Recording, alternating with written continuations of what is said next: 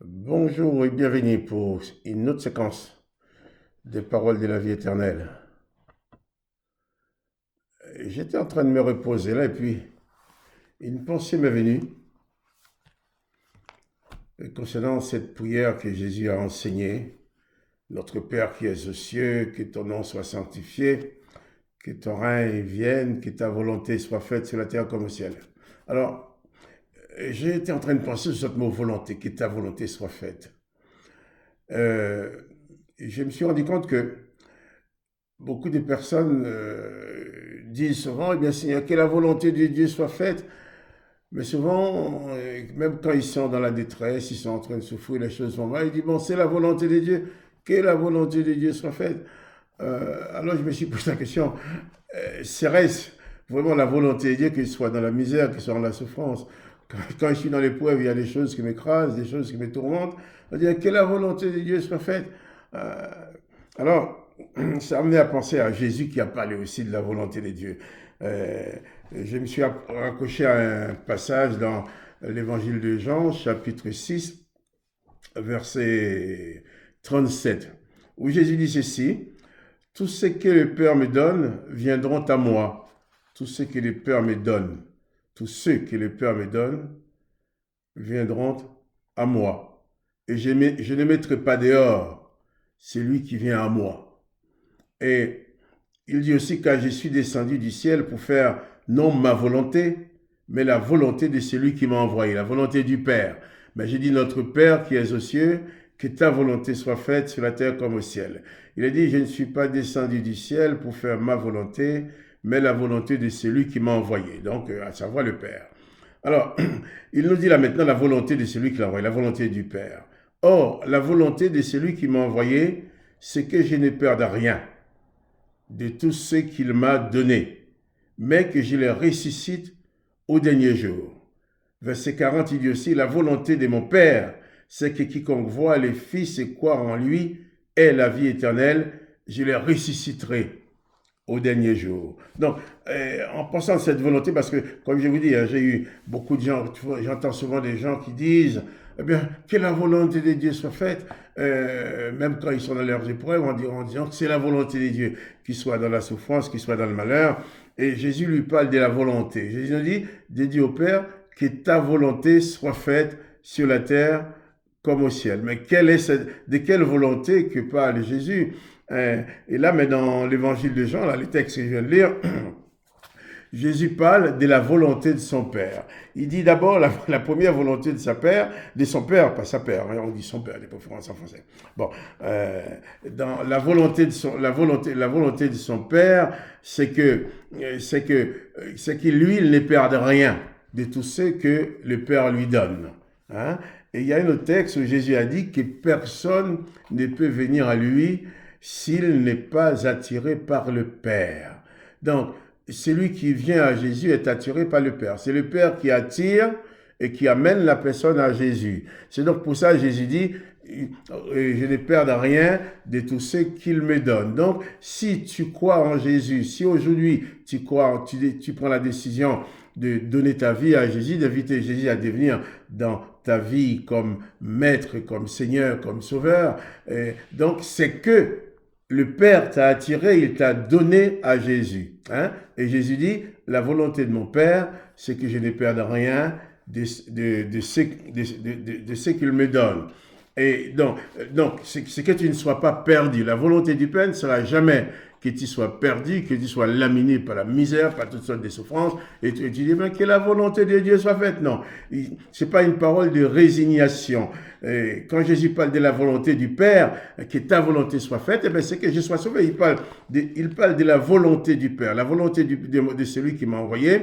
Hein, et tous ceux que le Père me donne viendront à moi. Donc, si je viens à Jésus, c'est parce que le Père m'a donné à Jésus. Donc, en fait, toi, comme tu es là, comme tu te vois, si tu crois en Jésus, hein, si tu as reçu Jésus dans ton cœur, tu dois absolument reconnaître que tu es un cadeau du Père pour Jésus.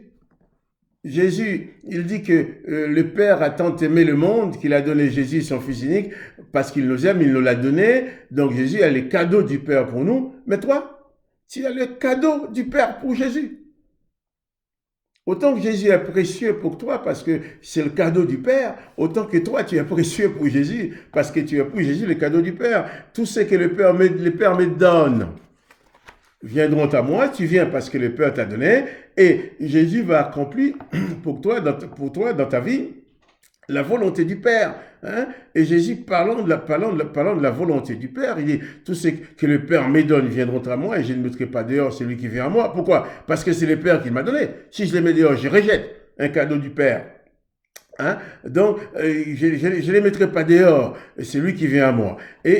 Quand Jésus va ajouter ensuite, je suis descendu du ciel pour faire, non ma volonté, mais la volonté de celui qui m'a envoyé, la volonté du Père. Et moi, j'ai dit, Père, que ta volonté soit faite dans les ciels, sur la terre, et bien que ta volonté soit faite dans ma vie. Jésus dit, la volonté de celui qui a envoyé, c'est qu'il n'est pas rien, mais il dit, la volonté de son Père, c'est que quiconque voit le Fils et croit en lui est la vie éternelle. Donc, que tu accèdes à la vie éternelle, ce n'est pas un hasard.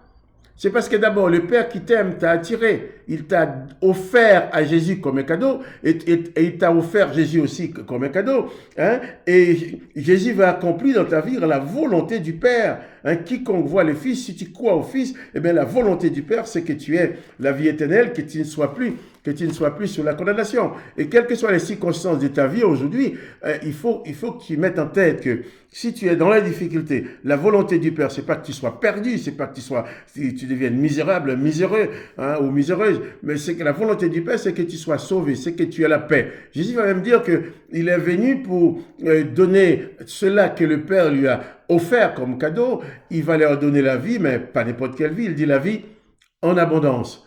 Hein? Donc, quand tu pries maintenant, tu dis que la volonté du Père soit faite. Si tu es dans la souffrance, dans la misère, il ne faut pas coller ça dans la volonté du Père parce que Jésus-Christ est venu plutôt pour nous libérer, pour nous sauver de la misère, pour nous sauver du péché, pour nous sauver de la condamnation. Il n'est pas venu pour nous enterrer, pour nous damner. Il n'est pas venu aussi, il n'est même pas venu pour nous faire des reproches. Il dit qu'il n'est même pas venu pour juger. Il est venu uniquement pour sauver. Donc, toi, tu es pour Jésus un cadeau venant du Père.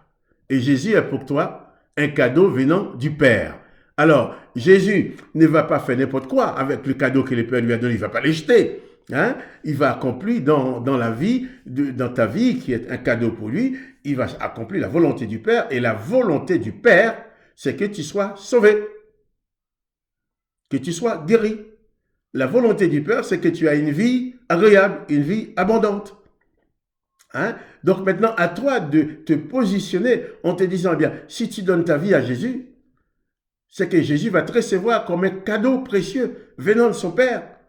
Hein? Tu as du prix pour lui parce que c'est son Père qui t'a amené, qui t'a offert à lui. Donc, souvent les gens parlent quand les gens veulent nous dire, on dit à quelqu'un qui est pénible, il dit à toi, t'es pas un cadeau, hein? T'es pas un cadeau, hein? Eh bien, pour Jésus, tu es un cadeau venant du Père.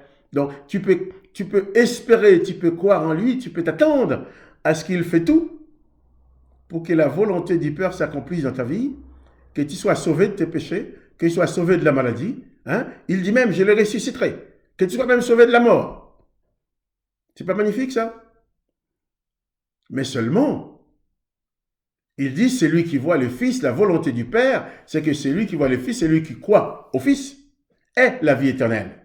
Hein? Donc, il ne s'agit pas de dire, bien, je veux être sauvé, mais il faut croire en Fils. Tu places ta foi en lui. Tu demandes à Jésus-Christ, le Fils unique du Père, de venir s'installer dans ta vie comme maître, comme sauveur. Tu crois en lui. Eh bien alors, tu es un cadeau du Père pour Jésus. Un cadeau que Jésus apprécie. Un cadeau que Jésus va chérir. Un cadeau que Jésus va garder précieusement. Et il dit, il ne te mettra jamais dehors. Même si tu pèches. Tu viens à lui, il ne te mettra pas dehors. Il est grâce. Il est pardon. Hein? Il ne faut pas te laisser plonger dans la culpabilité parce que tu as commis une erreur un jour, parce que tu as péché. Eh bien, tu as péché, Seigneur, voilà, tu vois que j'ai péché, j'ai fait du mal, je viens à toi. Eh bien, j'implore ta grâce. Comme tu as un cadeau que le Père a donné à Jésus, Jésus ne va pas mettre son cadeau dehors, il ne va pas le jeter à la poubelle. Il va tout faire pour que tu sois sauvé. Sache bien que la volonté du Père pour toi, en Jésus-Christ, c'est que tu sois sauvé, tu sois guéri, c'est que tu as une vie épanouie, c'est que tu as la paix dans ton cœur, c'est que tu as une vie de victoire dans toutes les circonstances, c'est que ta vie soit une réussite entre les mains de Jésus, pour la gloire du Père. Alors, tu es un cadeau du Père pour Jésus. Tu es un cadeau précieux que le Père a offert à Jésus-Christ. Et Jésus-Christ te reçoit comme tel. Il va te chérir. Si tu es dans la peine, il va te consoler. Il va apporter la paix dans ton cœur. Mais seulement, ouvre ton cœur pour qu'il rentre dedans. Ouvre ta vie pour qu'il rentre dedans.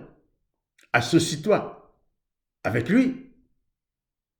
Reçois-le dans ta vie comme un cadeau venant du Père. Lui, il te reçoit comme un cadeau venant du Père. Eh bien, c'est l'harmonie parfaite. Il va conduire ta vie, il va diriger ta vie. Il va te permettre de te sortir de toutes les difficultés. Voilà. J'arrête ta petite pensée ici, ma petite pensée que j'ai partagée avec toi. Alors, que la grâce du Père soit sur toi. Hein? Et si tu as des commentaires par rapport à cette petite pensée, eh bien, écris tes commentaires sur la chaîne. Et puis, je ferai une petite réponse. Que la grâce et la paix du Christ soient sur toi. Sache que tu es un cadeau du Père pour Jésus-Christ. Et Jésus-Christ aime beaucoup les cadeaux de son Père. Il te chérit. Il fera tout pour que tu ne sois pas perdu.